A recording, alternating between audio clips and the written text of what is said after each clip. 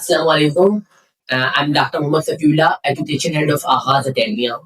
अच्छा बच्चों, आज जिस बारे में बात करेंगे ना, हम यूएचएस की जो चीज के अंदर गलतियां हैं ना, मिस्टेक्स हैं, उनको डिस्कस करेंगे और उसका क्या सोल्यूशन यूएचएस ने पेश किया है, या हम जो सब अटेंडेंस ने आवाज उठाई थी उसका क्या नतीजा निकला है, उस बारे में बात करेंगे। तो अगर आप हमारे चैनल पे न्यू हैं तो हमें सब्सक्राइब कर लीजिए और हमारी वीडियोस को एंड तक लाजमी देखिए, ताकि आपको सीरियस इंफॉर्मेशन भी वो मिल सके। अब अच्छा बच्चों, देखिए, एक बात जो सबसे पहले मैं डिस्कस करना चाहूंगा वो ये है कि यूएचएस हो या पीएमडीसी हो या कोई भी एग्जाम कंडक्टेड यूनिवर्सिटी हो, इन्होंने साल के अंदर जस्ट एक दफा एमडी टेट जो है ना वो कंडक्ट करवाना होता है, और उसके लिए ये पूरे लोग पूरा साल पेज लेते हैं, ठीक है, और पूरा साल ये अपने पेट भरते हैं, अपनी जेबें भरते हैं, और एंड पे इन्होंने एक टेस्ट कंडक्ट करवाना होता है।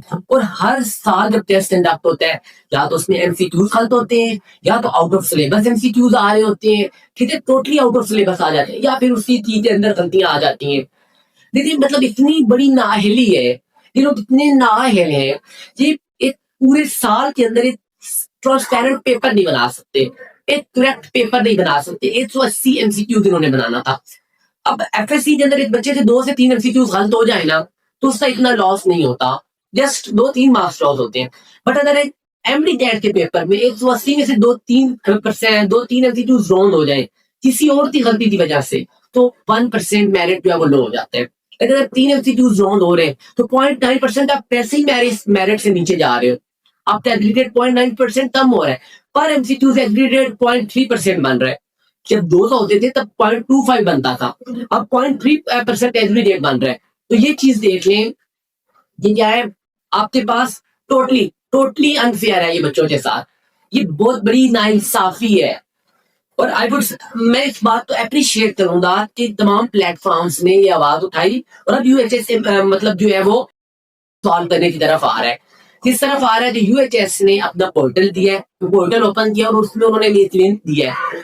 क्या लिंक दिया है कि आपकी अगर टी में गलतियां हैं तो हमें पेपर आईडी बताएं, ठीक है, और वो गलत एमसीक्यूज बताएं, हम उस चीज को देख लेंगे। This is the first time, ये आप लोग बहुत खुश नसीब हो, जो मैं कह रहा हूँ लिटरली बहुत खुश नसीब हो कि जो यूएचएस ने अपना लिंक दोबारा दे दिया और पोर्टल ओपन करके आपको अपनी मिस्टेक तो सही करने के लिए, वरना कभी भी ऐसा नहीं हुआ। बहुत लास्ट टाइम भी बहुत धरने दिए थे, बहुत एहतजाज किए, बहुत प्रोटेस्ट किए, बट कुछ नहीं बना था। And you people are lucky. अब बच्चों तो हर अब ये नहीं हो सकता एक बच्चे से मतलब 10 एमसीक्यू गलत है तो वो बोलते सब चीजें गलत है, मैं यूएचएस को भेज नहीं बेटा। अगर आप इस तरह गलत भेजोगे तो फिर आपका इशू आ सकता है। फिर यूएचएस ने अगर ना कोई हल निकाला, जो सिर्फ टी के अंदर गलत एमसीक्यूज है आपने वही भेजने।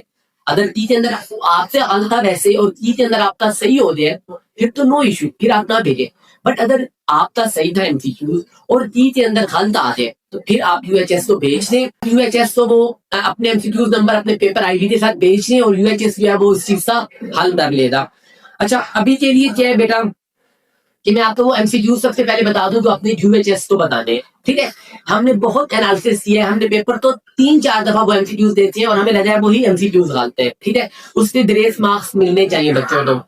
एक एमसीक्यूज का ऑप्शन टोटली रॉन्ग है और 2 एमसीक्यूज जो है उनके अंदर दोनों ऑप्शन सही बन रहे हैं, ठीक है। तो आपने ये यूएचएस को बोल के अपने ग्रेस मार्क्स लगवा लेने हैं, अदरवाइज आपने तो योर एमसीक्यूज नहीं भेजना, आप दोनों के लिए इशू बन सकता है। तो गौर से सुन लीजिए, कौन से एमसीक्यूज है। सबसे पहले आपके पास एमसीक्यूज नंबर है 101। पेपर डी तो मैं डिस्कस कर रहा हूँ, पेपर डी तो डिस्कस कर रहा हूँ मैं।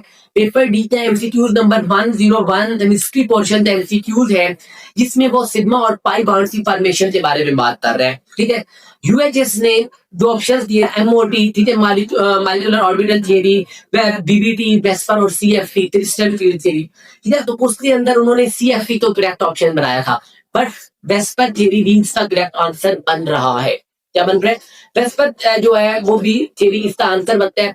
तो यूएचएस तो आपने बताना है, एमसीक्यूज नंबर बताना है, ठीक है, आपने एमसीक्यूज लिखने हैं, देन आप एमसीक्यूज नंबर बता दे, आप दोस्तों ऑप्शन बता देना कि फलां ऑप्शन आपने दिए और फलां ऑप्शन जो है आपके पास वो भी सही बन रहा है, ठीक है। एमसीक्यूज नंबर 101 हो जाए। इसी तरह एमसीक्यूज नंबर 104 ये भी केमिस्ट्री पोर्शन से एमसीक्यूज है, जिसमें वो polyvinyl PVC polyvinyl chloride is type of which polymer, ठीक है। तो पॉलीविनाइल क्लोराइड जो है तो यूएचएस ने बताया है, दे आर सेइंग ये थर्मोप्लास्टिक पॉलीमर है, बट ये होमोपोलीमर भी हो सकता है। क्या हो सकता है? होमोपोलीमर भी हो सकता है। तो अपने यूएचएस को इसी अंदाज में बता देना है, ठीक है। एमसीक्यूज आप बेशक टाइप कर दें, एमसीक्यूज नंबर बताएं, उसके ऑप्शंस लिखें, उनको बताएं आपने फलां ऑप्शन दिया और फलां ऑप्शन भी सही बन रहा है, तो अगर हमने फलां ऑप्शन टिक किया हुआ था आप हमें ग्रेस मार्क्स दो। देन हम एमसीक्यूज नंबर आते हैं 128 पे, फिजिक्स पोर्शन में था। मैं एमसीक्यूज पढ़ देता हूँ। The electric field at a point due to two equal and opposite charges is 100 newton per coulomb if the magnitude of each charge is doubled then electric field become, ठीक है। तो electric field कितना हो जाता है? तो UHS ने जो बोला है, उन्होंने बोला है 400 न्यूटन पर कूलम हो जाता है, बट दैट इज इनकरेक्ट।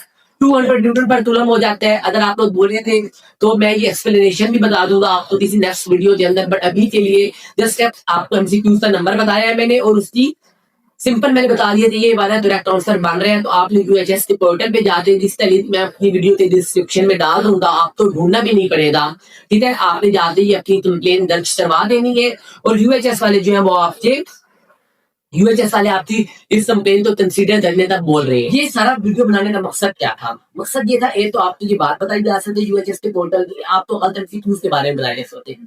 अच्छा, अब इसका जो मेन मकसद है ना वो ये है, देखिए अगर हर बंदा अलग अलग एमसीक्यूज बता रहा होता ना तो इशू बनेगा, वो फिर इशू सॉल्व नहीं होता, क्योंकि जितना कॉम्प्लेक्स होगा इशू इतना वो अपनी जान बचाएंगे। अगर उसको सिंपल वे में लेकर चले देना, रैंडम नहीं चलेंगे, तो फिर वो इशू सॉल्व होने की तरफ भी आ सकता है। तो इसी वजह से हमने आगाज टेक्निया ने सोचा क्या किया जाए, इसको एक सिस्टेमिक वे में लेकर किया जाए, लेकर चला जाए, यूनाइटेड एफर्ट की जाए। यूनाइटेड एफर्ट के सेंस में मैं आपने मेरी पूरी वीडियो देखी है, आपको मैंने तरतीब से एक पैटर्न बताया है। आपने जिस पैटर्न में यूएचएस को कंप्लेन करनी है, आपने जिस सीक्वेंस में यूएचएस को कंप्लेन करनी है, ठीक है। अब इस अदर ऑर्गेनाइज वे में चलेंगे तो यूएचएस जब हमारी कंप्लेन तो सुनेगा भी सही और उसको सॉल्व भी करेगा। अब हर बंदा अगर अपनी कंप्लेन दर्ज करेगा, अपने अंदाज में करेगा, तो that's not gonna help us, ये हमारे लिए मजीद इश्यूज बढ़ाएगा। तो मैं ये रिक्वेस्ट करता हूँ आप सबसे, तो जिस तरह मैंने आपको बोला है उसी तरह आप लेकर चले। सारी बात करने से मैंने आपको बता दिया सिस्टेमिक वे में चलेंगे तो हमारा मसला सॉल्व हो सकता है। तो सिर्फ प्रैक्टिकल एस्पेक्ट है जी, हाँ प्रैक्टिकल एग्जांपल भी है। एग्जांपल क्या है, लास्ट ईयर सदम्बू वालों ने यूनिटी दिखाई थी, ठीक है। तो उनका एग्जाम था, सदम्बू वालों को रिकंडक्ट भी करवाना पड़ गया था। लास्ट ईयर सदम्बू का एमबीटेक रिकंडक्ट हुआ था, आपको तो पता है ना। अगर इस साल हम यूएचएस वाले यूनिटी दिखाएं, यूएचएस के स्टूडेंट्स यूनिटी दिखाएं, तो उनका हम रिकंडक्ट नहीं मान रहे, हम कह रहे हैं जस्ट जो मिस्टेक्स हैं उनकी करेक्शन कर दे।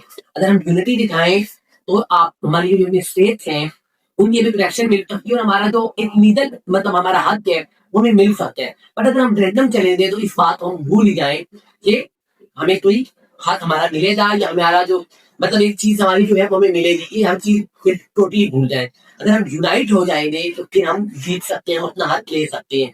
तो आगाज टेक्निक आप लोगों के साथ है। आपने जैसे आप करना है कि मैंने आपको सीक्वेंस बता दिया है, आपको उस सीक्वेंस से कंप्लेन करनी है और देन आपने रिस्पॉन्ड में जब तुमने कंप्लेन कर लेनी है, आपने कम्युनिटी सेक्शन में आके उसकी गैस आपने कमेंट कर देना है या कंप्लेन डन का आपने जो एस्टिमेट कर देना है, या हमें जो है वो उधर आगाज करनी वो इंस्टाग्राम पे आपने बता देना है कि हमने कंप्लेन करवा दी है, ताकि हमारे पास एक रिकॉर्ड हो कितनी कंप्लेन्स जो है वो हो चुकी है। इस वीडियो को अपने हर एमबीटेक प्लेटफॉर्म में अपने हर एमबीटेक दोस्त को सेंड करना है आपने, ठीक है। जितनी कंप्लेन्स होगी उतना इशू सॉल्व होगा, ठीक है। तो आपने एक हमारे पास एक रिकॉर्ड आ जाएगा, इतने बच्चों ने कंप्लेन किया तो अब यूएचएस पे इतना दबाव पड़ रहा है, ठीक है। तो आपने यस डन का कोई भी कमेंट किया वो कर देना है, ठीक है। और thank you so much for watching all this video. अगर आप चाहते हैं कि आपका हर जो है वो इस तरह की मजीद वीडियो आपको मिलती रहे तो हमारा यूट्यूब चैनल सब्सक्राइब कर लीजिए और हमें इंस्टाग्राम पे फॉलो कर लीजिए। आहा अल्लाह हाफिज़।